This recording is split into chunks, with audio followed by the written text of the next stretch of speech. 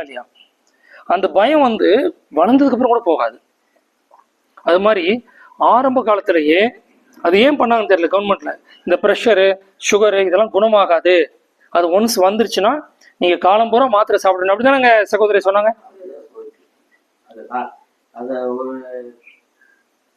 நீங்க செக்அப் போறோம்னாக்க காலையில மாத்திரை சாப்பிடலையா அதிகமா இருக்கு, ஒருவேளை சாப்பிடாது இவ்வளவு அதிகமாச்சு ஏன் விட்டீங்க தொடர்ந்து சாப்பிடணும். இல்ல இது இவரு டாக்டர் வேற இன்னும் டாக்டிஸா மார்க்கெட்டிங் பண்ணியிருக்காரு. பொதுவாகவே நம்ம சர்க்கரைக்கு மருந்து போறப்போ ஒவ்வொரு தடவையும் படிப்படியாக அதை குறைச்சி அந்த மருந்து நிறுத்துறதே இல்லை, மாற அதிகமாயிட்டே போகுது. ப்ரெஷருக்கு அதே தான். அப்ப அவர்களிடத்துல வைத்தியம் இல்லை, அவரிடத்துல வைத்தியம் இல்லை என்கிறதுக்காக அவங்க என்ன சொல்லிடுறாங்க, இதுக்கு வைத்தியமே இல்லைன்னு சொல்லிடுறாங்க. நேற்று தான் ஒரு வடிவத்தை, அப்ப அது உண்மையா பொய்யா? அது உண்மைதான். யாருடைய கோணத்திலிருந்து? அவர்களுடைய கோணத்திலிருந்து. ஒருவேளை நம்ம யோகா மையத்துக்கு வரவங்களாம் பார்ப்பாங்க, அவங்க எத்தனை பேர் சர்க்கரையிலிருந்து குணமாய் திரும்பி போறது பார்த்துட்டாங்க. அப்ப அவங்களுக்கு ஒரு நம்பிக்கை வந்துடுது, ஓ இந்த பயிற்சி பண்ணா சர்க்கரை நல்லா போயிடும், மருந்து தேவையில்லை அப்படின்னு சொல்லிட்டு. அப்ப இது வந்து நம்ம சிஸ்டம் மாற்ற முடியாது, இது ஒரு பெரும் வணிகம்.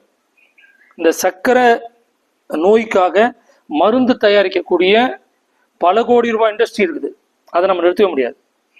நீங்க தான் முடிவு பண்ண அந்த மாத்திரை நமக்கு வேணுமா வேண்டாமான்னு. சரி, இப்ப இன்னைக்குதான் வந்திருக்காரு இல்லையா, வேண்டான்னு டக்குன்னு நிறுத்தினா உடம்பு என்னென்னமோ பண்ணும். ஏன்? எப்படி மதுவுக்கு ஒருத்தன் வந்து அடிமையாயிட்டா அந்த மதுவை நிறுத்தினா அவன் தடுமாறானோ, அது மாதிரி இன்னைக்கு நம்மள பலர் மாத்திரை மருந்துக்கு அடிமையாயிருக்கும். அதனால எப்பவுமே இங்க வந்தாங்கன்னா உடனடியா நம்ம மாத்திரை நிறுத்த சொல்றது இல்லை. அப்ப கொஞ்சம் கொஞ்சமா இந்த பயிற்சியை கொடுத்து இந்த உடம்பை ஒழுங்கு பண்ண அந்த மாத்திரையை குறைச்சிக்கலாம். அப்புறம் ஒரு நாள் தேவைப்படாது. உங்களுக்கே தெரியும்ல, செக் பண்றப்ப சுகர் கம்மியா இருக்குன்னா நீங்க மாத்திரை எடுத்தீங்கன்னா அப்பயும் உள்ள போடுங்க. எதுக்கு வம்பு? அப்படிதான் பார்த்துட்டு இருக்கீங்க. ஏன்னா பல துன்பங்கள் இருந்துட்டு இருக்குது. அதனால முயற்சி எடுத்தீங்கன்னா அது பண்ணலாம்.